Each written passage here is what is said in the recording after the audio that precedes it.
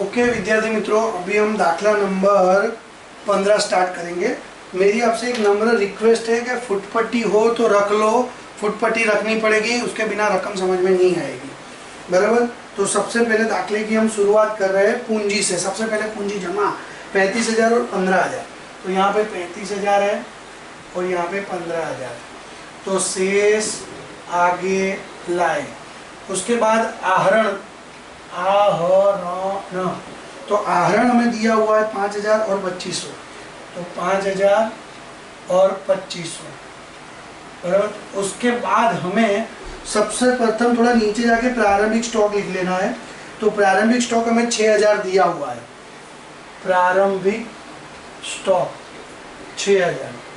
उसके नीचे आएगी खरीदी, उसके नीचे खरीद वापसी, सामने आएगा बिक्री और नीचे बिक्री वापसी। वो जब आएंगे हम एंट्री दे देंगे। बराबर। तो अभी हम वापस ऊपर चले जाते हैं। ख्याति दिया है 5,000, कोई समायोजन नहीं है। तो ख्याति 5,000। उसके बाद दिया है पैटर्न्स और ट्रेडमार्क। चलो वो दिया है हमें 2700 और 1/3 भाग अब लिखित करना है समायोजन नंबर 5। तो 2700 माइनस अप लिखित, तो वो होगा 900 रुपये तीसरा भाग। तो घटाने पे बाहर आ जाएंगे 1,800। दूसरी एंट्री एक लाइन छोड़ के अप लिखित पैटर्न्स, अप लिखित पैटर्न्स 900 रुपये। चलो उसके बाद हम देखते हैं। तो देनदार और लेनदार, उधार 31,000 है, देनदार 31,000 और लेनदार वो हमें दिया है जमा शेष में 25,000 रुपये। अच्छा, इसको मैंने बाहर लिखा, इसको इंटर लिखा क्योंकि समायोजन है। समायोजन नंबर 3, देनदार में 5% डूबत अनामत क्या प्रावधान कीजिए। तो डूबत अनामत समायोजन वाला 5%। तो 31,000 गुना 5%, 1550। और वो 1550 उसमें से घटा दो माइनस 31,000 इज इक्वल टू 29,450। 29,450। इसकी दूसरी एंट्री यहाँ पर डूबत ऋण क वाला, फिर डूबत ऋण अनामत समायोजन वाला और एक लाइन छोड़ के डूबत ऋण अनामत क वाला। तो समायोजन वाला तो ये रहा 1,550। ओके। फिर आपको थोड़ा नीचे जाना पड़ेगा दाखले में, नीचे से चौथा नंबर डूबत ऋण अनामत दिया है 1,500 और 2,000। 1,500 और 2,000। तो इधर आएगा ये 1,500 और इधर आएगा 2,000। तो जोड़ करने पर 3,050 और घटाव करने पर 1,050। तो ये हो गई डूबत ऋण की दूसरी एंट्री। तो वापस हम ऊपर आएंगे। तो माल के खाते यानी खरीदी बिक्री, खरीदी दी है 40,000 और उसमें से जोड़ का जोड़ा है 5,000 आपको घटाना है। तो यहाँ पे 40,000 और 5,000 घटा देंगे तो बाहर आ जाएगा 35,000। और उसके बाद सामने बिक्री दी है 89,250 और उसकी बिक्री वापसी दी है 7,500। 7,500 इसमें से घटाएंगे तो 89,250 माइनस 7,500 तो 81,250 आ रहा है। 81,750, सॉरी, फिर से एक बार चेक कर लेते हैं। 89,250 और 7,500 माइनस करने पर जवाब आता है आपका 81,250। ओके। उसके बाद आगे चलते, खरीदी बिक्री हो गई। यंत्र 15,000, कोई समायोजन नहीं है, यंत्र 15,000। ओके। उसके बाद हम देखते हैं। तो प्रारंभिक स्टॉक हमने लिख दिया है, उसके नीचे आता है फर्नीचर और फर्नीचर के चौथा नंबर नीचे फर्नीचर की पुरानी घिसाई प्लस करेंगे 3,000 प्लस 300। 3,000 फर्नीचर प्लस पुरानी घिसाई, वो उसमें प्लस करते हैं 300। तो 3,300 माइनस नई घिसाई जो हमें दिया हुआ है तो नई घिसाई 10% करनी है, समायोजन नंबर 4, फर्नीचर पर 10% घिसाई, तो 330 रुपये घटाएंगे, 3,300 माइनस 330 रुपये, तो 2,970 रुपये, 2,970 रुपये। दूसरी एंट्री नई घिसाई, फर्नीचर पर घिसाई फक्त आएगी 330 रुपये। उसके बाद हम देखते हैं फर्नीचर के बाद माल वापसी, वो हमारा हो चुका है। फिर मजदूरी 4,000 आती है, तो मजदूरी 4,000 रुपये। और उसके बाद हम आगे बढ़ते हैं, तो फर्नीचर की घिसाई वो हमारा हो चुका है। स्टेशनरी छपाई 1550, स्टेशनरी छपाई 1550। उसके बाद देखते हैं, तो मकान हमें दिया हुआ है और समायोजन 2 है, दूसरा और चौथा। और मकान से पहले हम कानूनी खर्च देखेंगे। भाई कानूनी खर्च हमें दिए 6,500, समायोजन 2 ऐसा बोल रहा है कि मकान के कानूनी खर्च भूल से कानूनी खर्च में जोड़ दिए, तो वहां से निकालेंगे, मकान में जोड़ेंगे।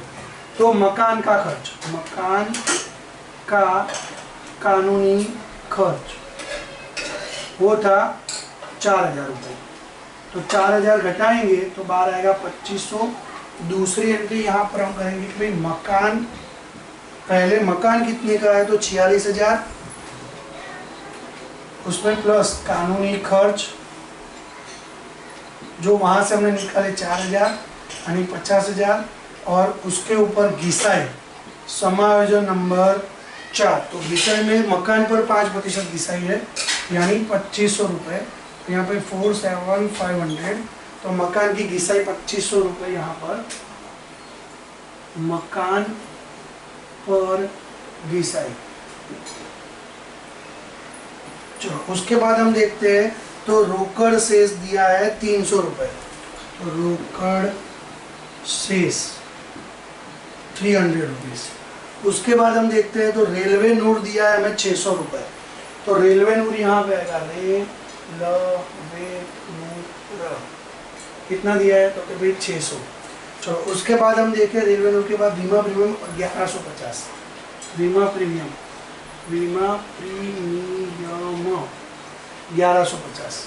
उसके बाद हम देखते हैं, तो हुंडियाँ दी है, तो हुंडियाँ हमारी आएगी एक यहाँ पर देनदार के नीचे, देनदार के बाद लेनी हुंडी, और वो लेनी हुंडी आएगी हमारी 4,000 रुपये उधार से इसमें दिया है, और जमा में जो दी है वो देनी हुंडी, तो देनी हुंडी वो हमें जमा से इसमें दिया है 2,500 रुपये, तो यहाँ पे 2,500 रुपये।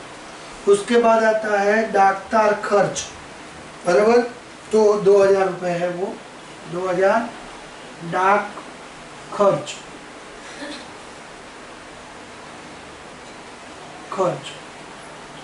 डाक का खर्च।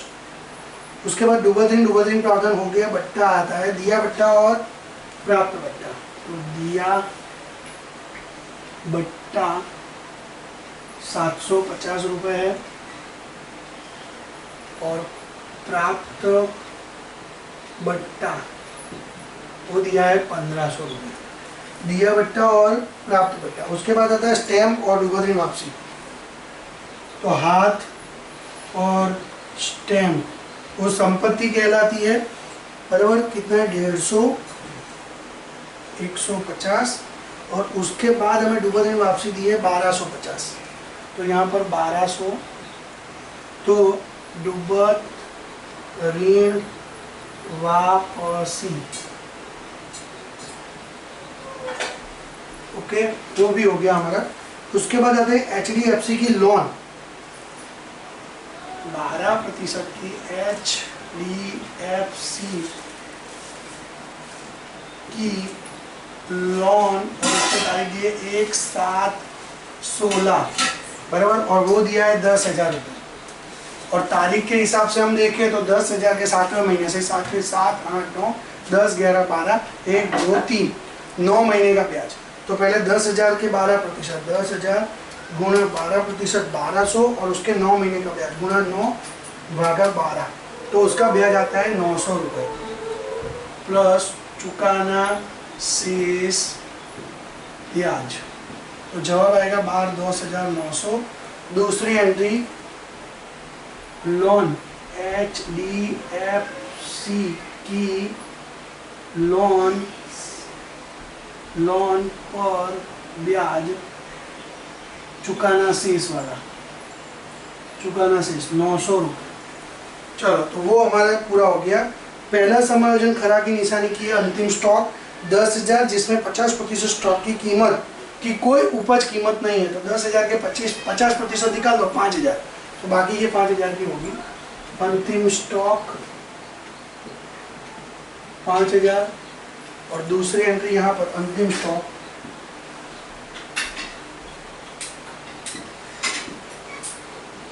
ओके 5,000। बाकी के सभी समायोजन हमारे हो गए। मकान वाला हो गया, देनदार वाला हो गया, फर्नीचर, मकान की घिसाई होगी, पैटर्न ट्रेडमार्क अपलिखित हो गया, सब हो गया। खाते खाली बंद करने हैं। तो खाते में आप देख सकते हो कि 81,750 प्लस 5,000, तो ये हमारा जो जोड़ होगा वो होगा 86,750, 86,750, उसमें से माइनस 6,000, माइनस 3,500, माइनस 4,000 और माइनस 600, तो 41,150। 41,150 इसे सकल लाभ, यहाँ पर सकल लाभ 41,150 प्लस 1,500 प्लस 1,250 जोड़ आता है हमारा 43,900। तो 43,900 यहाँ पर 43,900 और 43,900 में से घटाव करेंगे तो शुद्ध लाभ आएगा।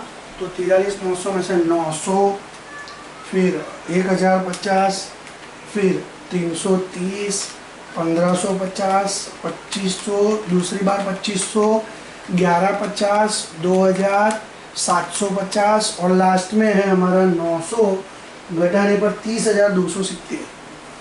यहाँ पर 30,270, तो यहाँ पर शुद्ध लाभ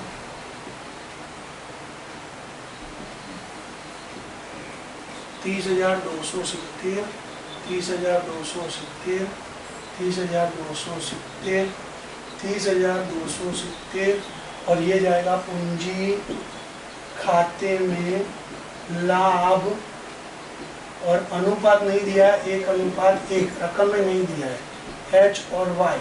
तो H और Y को 30,270 भागा 2 करेंगे तो जवाब आता है हमारा 15,135, 15,135, 15,135, 15,135 वो यहाँ से आएगा।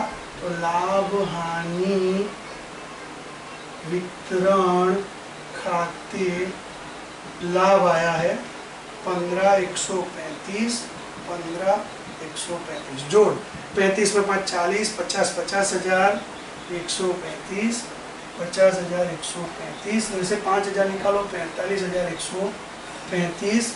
तो यहाँ पर पूंजी H और Y 45,135, उसके बाद 15 और 15 30,135 और 30,135 में से 2,500, तो 30,135 माइनस 2,500 27,665, 27,635, 27,635,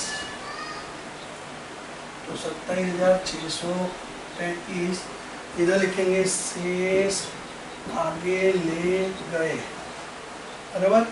और यहाँ पर आएगा प्लस 45,135, 45,135, तो जोड़ 72,770, 72,770 प्लस 10,900 प्लस 25,000 प्लस 2,500, तो जोड़ हो रहा है 1,11,170, 1,11,170 और वही जोड़ इधर आना चाहिए 1,11,170।